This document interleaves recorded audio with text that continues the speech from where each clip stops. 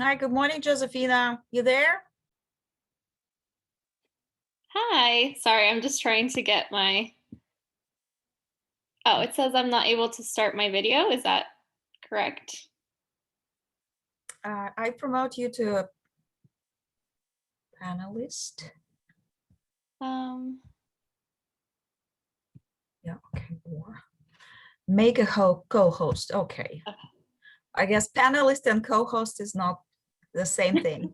I guess Hey, not. Hello. how are you doing? I am well. How are you? Okay, a little bit of prehistory. It was just, this is the first webinar which opens up our summer series. We invited pretty much all program providers to participate, to chime in, and well, thanks for volunteering. Yeah. And well, I anticipate good attendance, but we already have at least 2. Yay. Okay, great. I expect more, honestly, because we did a Okay. very good job promoting the event and inviting over those interested or not, or just curious. So, and I will have one of my co-workers, one of my colleagues helping us. Her name is Lisa Lima. She will keep in the background. She will keep track of the things. Oh, there she is. Perfect. Okay. No.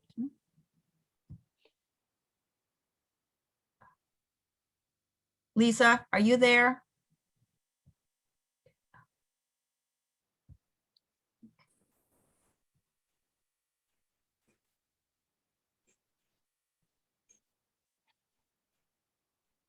Something is not working. Okay, so we'll just open up the floor. I will introduce you. I will speak about our initiative, about our office, and I will let you only host. Can share. We'll do all panelists who can start sharing when someone else is sharing.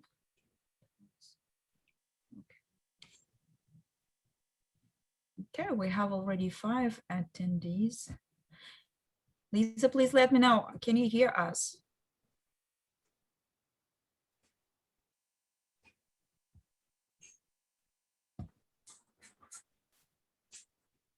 Hello?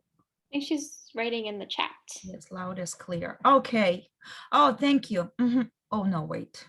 From Tiffany. I'm sorry. Okay.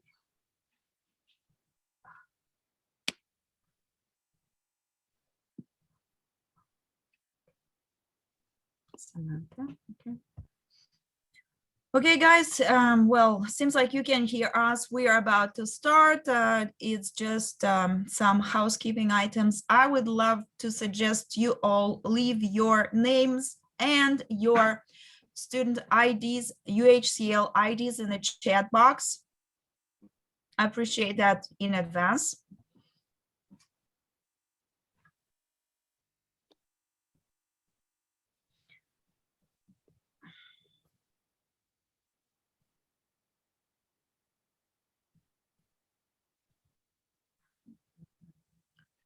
How can I? Okay, we have 8 attendees already. Wonderful. 2 more minutes and just let me make sure that we have it under control. Thanks, Josephina. Thanks everybody for coming. Okay, thanks for sending over your IDs. I can see those.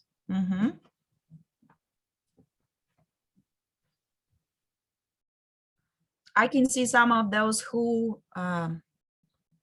already asked us about Asian programs, and not only Asian programs, those who are interested in education abroad. This is very exciting. Thank you very much for coming, for saying hello, or asking questions. Okay. Welcome everyone to our summer series. I think we will start. And my name is Larissa Landry, Education Abroad and Scholar Services at UHCL. And our host today, co-host, I would say, our co-host is Josefina Vega.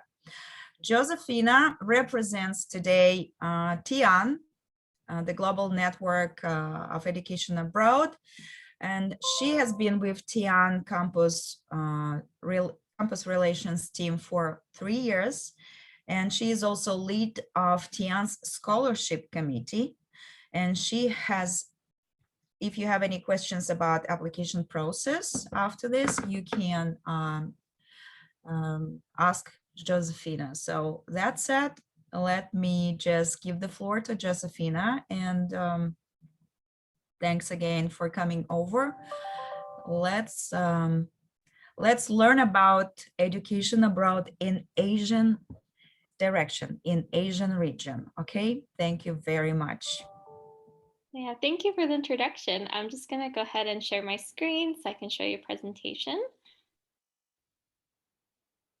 Okay, so yeah, so we are the Education Abroad Network, TEEN for short, as some of you might have heard us called. And first, I'm just going to tell you like a little bit about us and the kind of experience that you would get going through any of our programs. So we do have over 70 programs across 10 countries in the Asia Pacific. We only focus in this region of the world, so we like to consider ourselves experts of this region. We purposefully hire program managers that have either like studied abroad, lived, or have been to like orientations with students before in these regions and the ones that they'll be advising you for. So they really have a good understanding of what your experience will be like when you first arrive in country and throughout the duration of your stay. On top of our program managers, we also have in-country staff that's available to you 24/7. So whether you need help making a doctor's appointment or you just want like a really good travel recommendation, they're always happy to help you out there. The team on staff is always so great. And another thing I really like about our programs is that from the day that you submit your application until the moment you depart for your program, you'll be working with one program manager.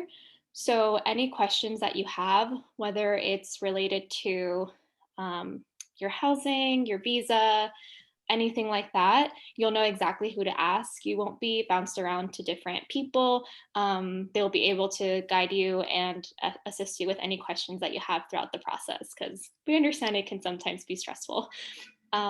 And another thing I really like to point out is the cost of our programs. If you go to any of our program pages, the cost is listed under fees and inclusions. So you can see exactly how much it is and what's included into that cost. Anything that is not included, we also have listed along with estimates of how much those items could be. So you have a good idea of how to properly budget your study abroad experience. And here's a little breakdown of the different types of programs that we offer. Most popular are semester options. We also have summer, winter, if you want something more short term. We have full-time internships available over the summer and some options to study and intern at the same time. These are all the locations I'm going to be speaking about today. It's a lot, so I'm going to try to keep each one brief, but if you have any questions about a specific location or program, please feel free to write them in the chat and we can talk about them a little bit more at the end. A little bit of information about how our programs are structured. Through TEEN, we actually have all of our programs directly enrolled into a university, so we partner with universities overseas. So when you arrive in country, you'll be a part of that community. You'll get to study alongside local students, which is really fun. And all of our programs also come with guaranteed housing, so you don't have to worry about finding that on your own. For some options, you'll get to live amongst locals. Others will be mostly teen students. So there's a good variety there about however you want your experience to be. All right, first up is our partnership with JF Oberlin University in Tokyo, Japan. So JF Oberlin is it's a bit of an international school, so it has a great program for study abroad and exchange students. Because of that, a lot of the courses are actually a little bit more language focused, but you also have the option to take other courses taught in English, like humanities and social sciences mostly. I should have mentioned earlier, actually, that for any of our locations in non-English speaking destinations, you do not need to know the local language in order to participate in the program. Many students go not knowing any bit of the local language and they just learn while they're there. So it's a great program for anyone who is a beginner and wants to learn or is advancing in their language skills. And yeah, students, you'll be surprised how quickly they pick up local languages once you're immersed into that culture. So yeah. Um, and for all of our programs, we also have an orientation and excursions included.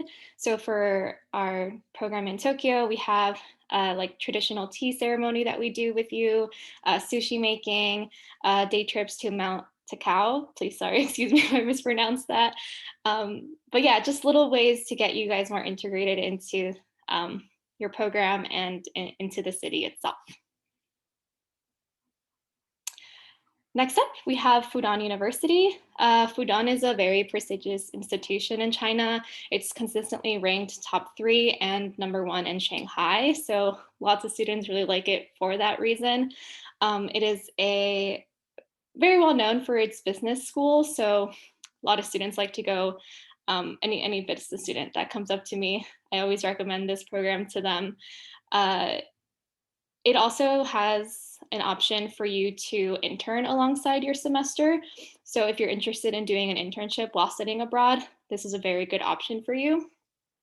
Fudan University is offered for a semester, but we also have this program over the summer. So if you need a little bit of shorter program, this is a great option for you.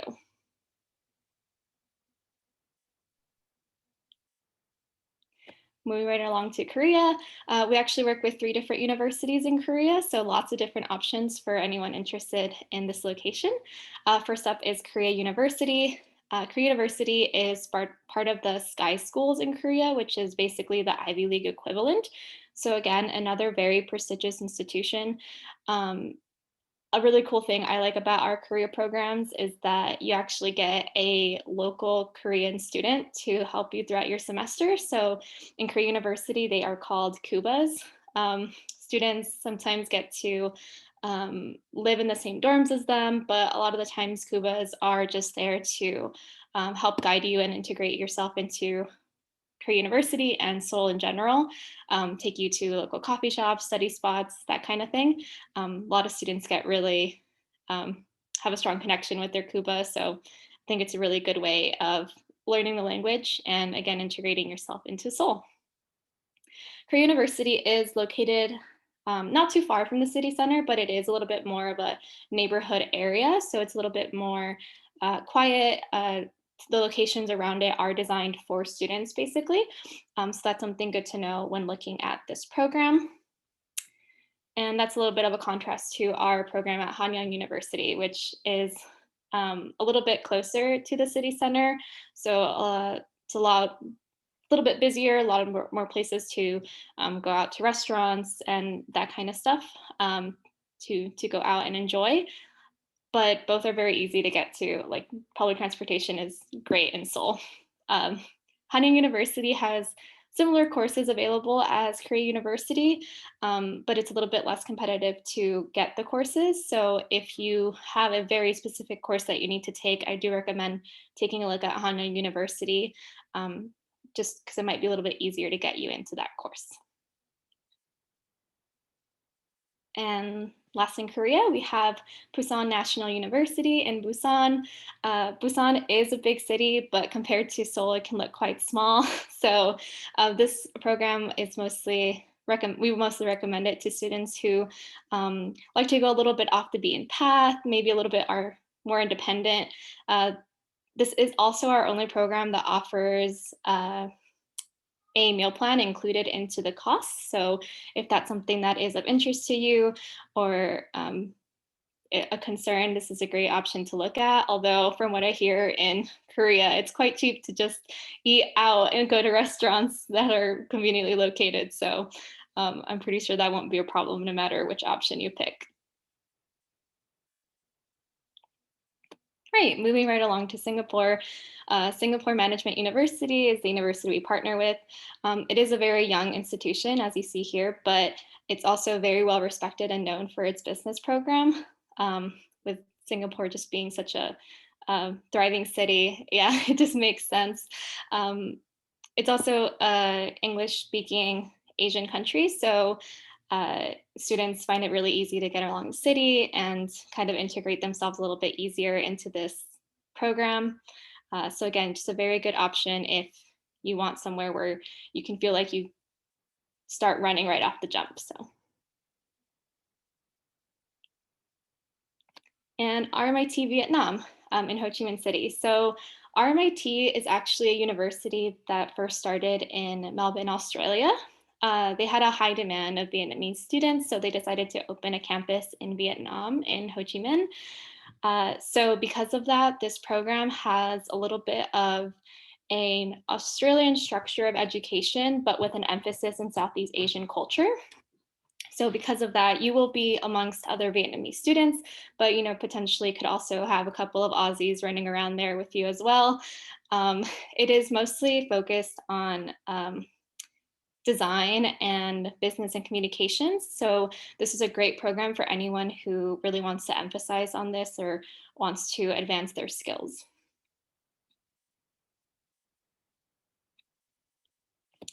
And our last location here is our semester in Thailand program. So we partner with Mahidol University, that's right outside of Bangkok. I'm super excited about this partnership because they have so many courses available for students. Thailand's one of my favorite locations. They have everything from business, engineering, sciences, health sciences, humanities. Literally, I think any student can find something that works for them at this location.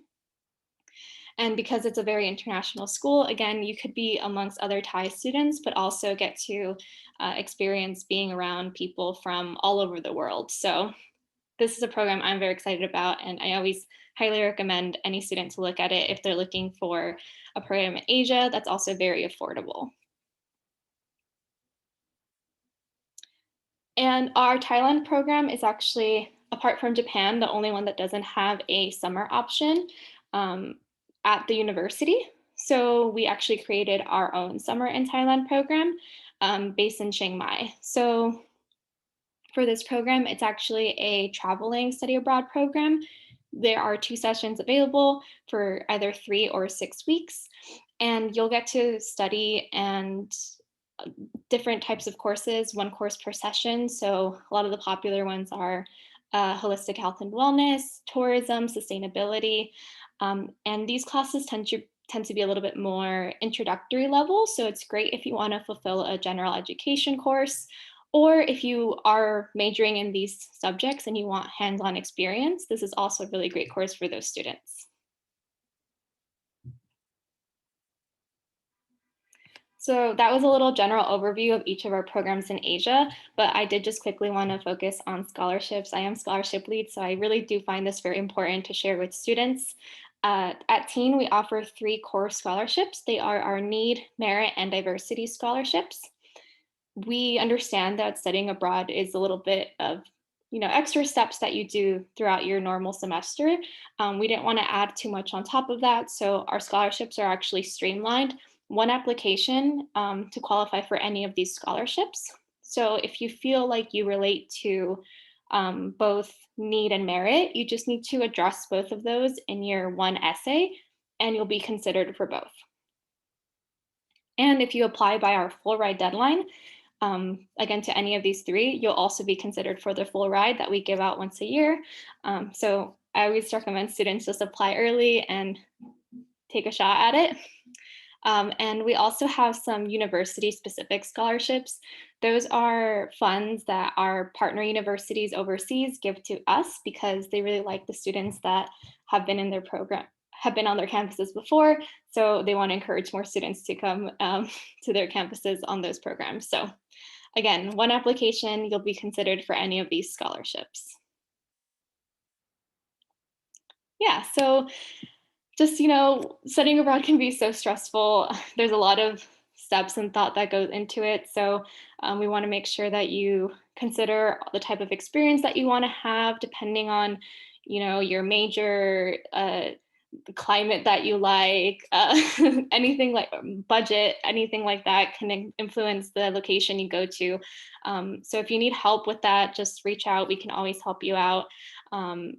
And once you know for sure, you can go ahead and start an application.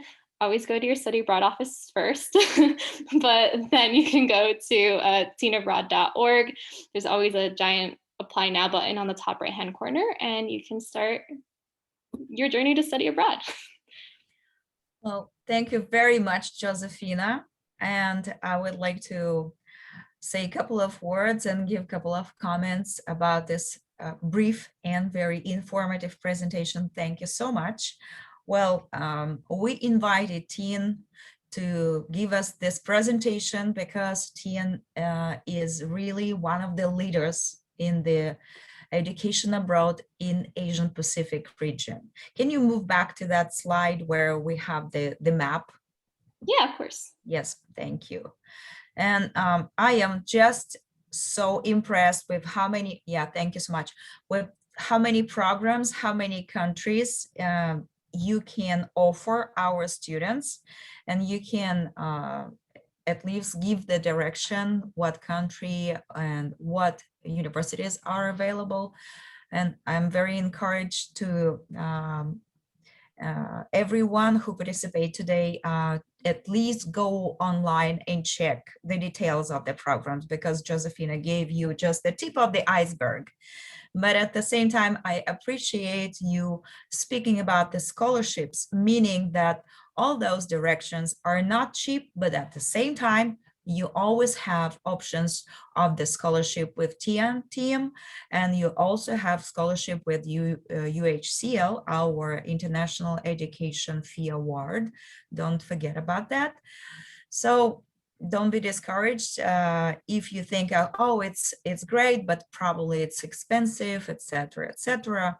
That's I'm sure, where is a will, there is a way, and you will find a way. And please follow our other the schedule and the calendar of our other webinars about creative fundraising, about fundraising for your education abroad, and including, of course, scholarship opportunities.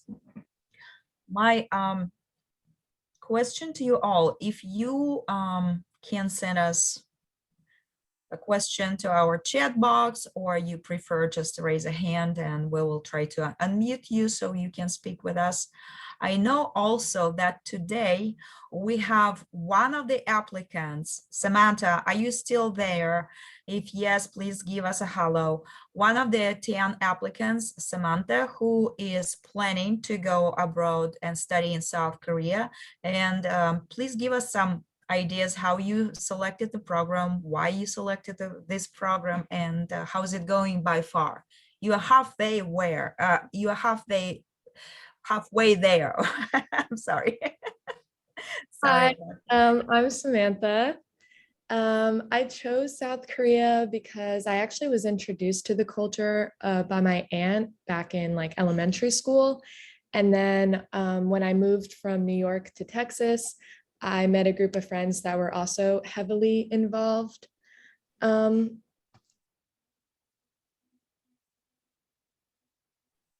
okay. What happened? Hello? Yes, yeah, we can hear you. Go ahead.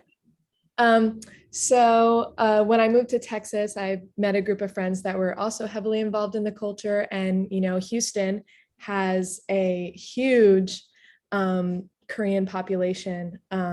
So it was almost like I don't know, I felt like it was a sign to just go there because I had a lot of influence of Korean culture in my life. So yeah, I've been working on my application, and now I just have to wait until August to submit it for the health physical thing. But yeah, it's been super easy working with teen. I felt like I didn't really have to do much. It's pretty straightforward. And I think it's like a super great program. I was looking at a few other programs, but I felt like this one catered more to what I wanted and what I needed. So yeah, that's pretty much it. Okay, how was your application process with UHCL? With UHCL, it was also very easy. I mean, it's pretty straightforward. You just log into the education abroad and answer all those questions, which are pretty self-explanatory. I feel like this whole process was really easy and not as stressful as I thought it would have been. So yeah, I feel like both UHCL and Teen Abroad were fairly straightforward and not stressful at all. Oh, okay. That's great. Thank you, Samantha. Do you have any questions by far about any of this, any of the countries Josefina mentioned? And maybe question to Samantha, maybe question to Josefina or myself. We're here to address those questions. And okay, I guess we can go back to that, the page where you have that. The email. The email, yes, and the Instagram account. I'm also going to share my personal, like my work email to the chat, just so that anyone who wants to reach out independently can do so. But yeah, any questions that you guys have? I also would like to say that we selected Asia as our opening presentation for our summer series because we understand that the interest in Asian in Asian region is very high. There is a high demand for the programs in that region from our students, and we just wanted to answer your questions about that. Okay, we have a question about how long is the application process? Well, Josefina, maybe you will answer this. Yeah, it's not too long. I'd say most of our deadlines are maybe like 4 months before program departure, if not a little bit more. But basically, the sooner you apply, I feel it's always easiest. You don't have to feel rushed about submitting important documents like your passport or writing a personal statement, that kind of thing. So if you are concerned about time, I recommend again starting earlier. That way you can, I believe that's like kind of what Samantha did, just like slowly start submitting stuff instead of feeling rushed the last minute to submit it right before deadline. So yeah, that's. Do we have to submit separate application to UHCL and TN? Yes, that's a separate applications, and this is just because we have to have your records and we have to have your application with UHCL most of all, because it will help us to keep track of your education records, because everything will go to your degree plan. And the credits you will be earning during your education abroad program will go towards your graduation. That's why you must, of course, apply with the UHCL and, of course, apply with the TN website on TN website. And the next question, another question we have is, How soon? How soon should you apply? Yes. Yeah, so we always have our applications open for at least a year out. So we already have like fall 2022, like that's currently open right now, even though deadlines aren't going to be until like April, May of 2022. So you can start applying right now. You won't have, once you get like those core documents in, you won't have a lot to do until again closer to the deadline and departure. But I always recommend that you look into programs a year in advance for when you want to go. So if you want to go fall 2022, I recommend you start looking this fall and apply like the start of the term before that you want to go. So like in January if you want to go in the fall.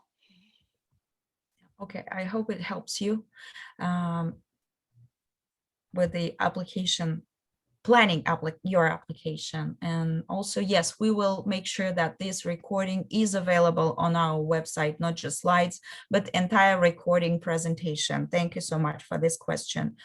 Okay, can international students apply for international abroad program? Do you ever have you ever had, Josefina, international students traveling abroad to study abroad? Like, I mean, who came to the United States to get their education here and they decided to travel abroad. How was Yeah. it? No, yeah, it is possible. It's actually quite common for students to do that. As long as you are like enrolled in a US institution, it's very easy for us to guide you through that process. Some of the steps might be a little bit different just when it comes to visas and stuff, but we can always, like I said, guide you through it. So yes, it is very much possible. There is a restriction with Fudan University. If you are a Chinese citizen, that's a rule that they don't allow students to study abroad, but every other location is fair game. Okay, thank you. We also have question in question and answers window. Is there any requirements we have to meet? Well, on our UHCL website, we have requirements. You have to finish at least 2 semesters here with UHCL, and also you have to be in a good academic and just in general good standing, and have GPA not lower than 2.5. Well, can you speak a little bit about GPA in general? Joanna, I hope I answered your question, and thanks for your question. Josefina, can you speak a little bit about GPA, and is it average 2.5 for all the universities you were speaking about, or it's lower or it's higher? Yeah, great question. So 2.5 is the minimum for most of our programs. Very few will waiver below that. Like they might make exceptions for like a 2.4 something, but 2.5 is basically the minimum. And some of them will have like a 2.75 or something as the minimum requirement. So it really depends on the program. Some of them also have like eligibility requirements for you have to have like at least you can apply until like the first semester of your second year or something like that. So those eligibility requirements are listed on our program pages. So you could always check there or just ask and we can let you know. Okay, what is the TIAN application fee cost, and are there waivers available for that? Great question. So the teen application, we do have an application deposit. So it is $95.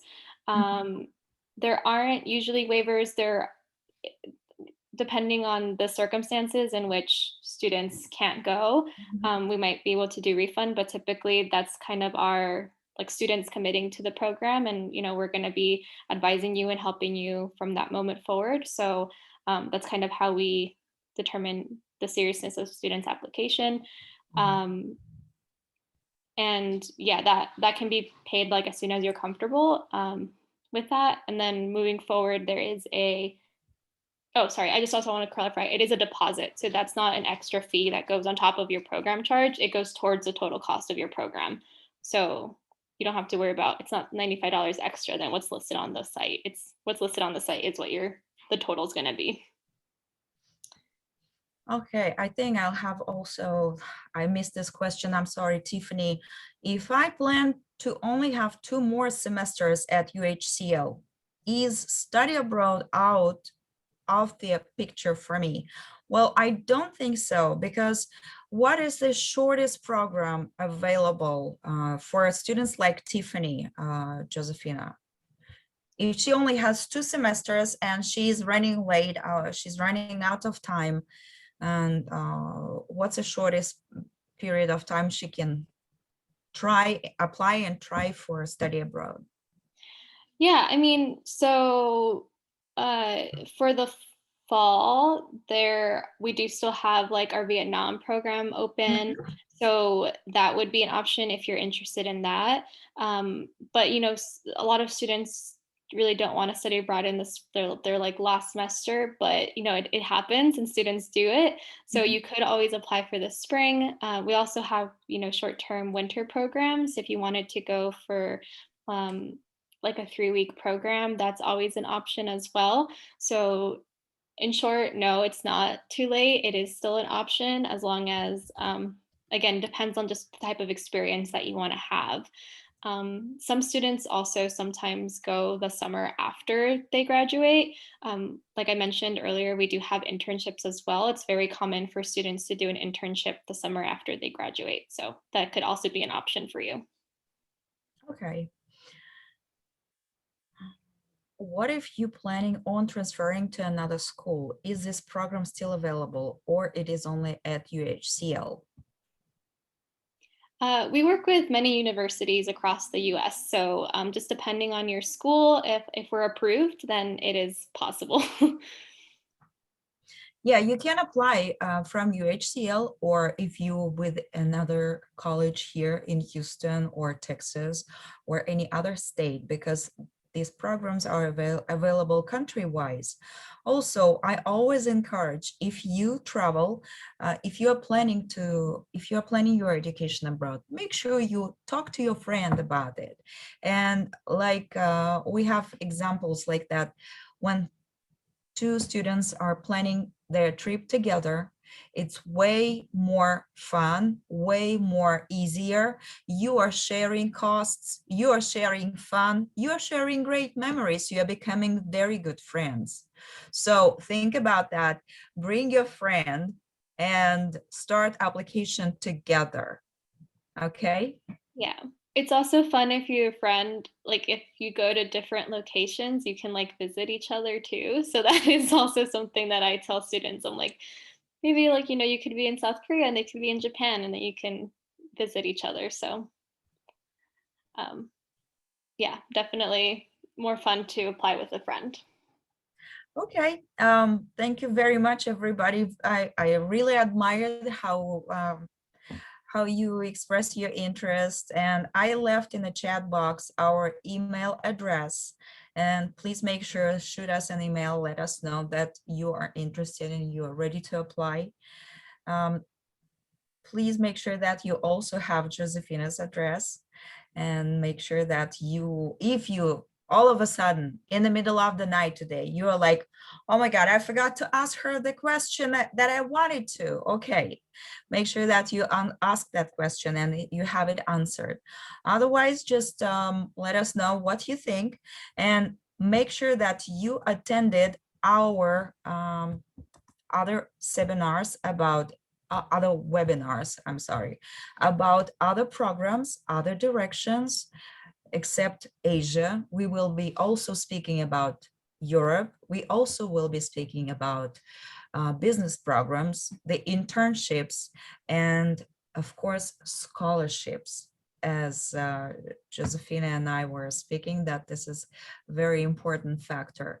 I believe it's very important not just because you will get funded, but explore this, understand that this is affordable. You can do that. And we are here to help you. And we are here to guide you. Okay, Josefina, do you want to add something else?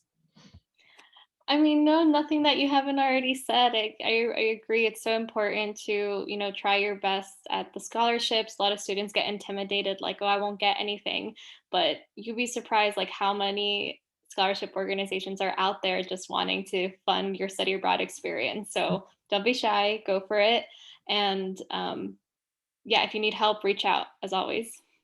Also, I almost forgot, but thank you very much for, first of all, I would like to say thank you, Zoe Crow-Barnes, who also will be presenting later in August, her presentation about Latin America. And I expect you both, Josefina and Zoe, be part of our education Abroad Fair this fall, which is coming in September 29th, I think. I'm sorry, this is lame. I should have remembered, but yes, I think it's 29. So everybody, please come over to our fair in the end of September. Keep an eye on our invitations and our advertisement, keep an eye on our social media outlets. And thanks again, everybody, for participating, for the presentation. And I'm looking forward to see you again in our next presentation, which will be about destination Western Europe. Yeah, scholarship for education abroad in Western Europe. And if you really want to go only to South Asia or to Asia, that's fine too. You can just learn about how to get scholarship anyways. So come over and hop in and be active as today and ask as many questions as you want. Make sure that you start your application, and let's meet again. Okay. Thanks, y'all, and thanks for those who participated. Thanks for your presentation, Josefina, and Yeah, see you soon and talk to you soon next time.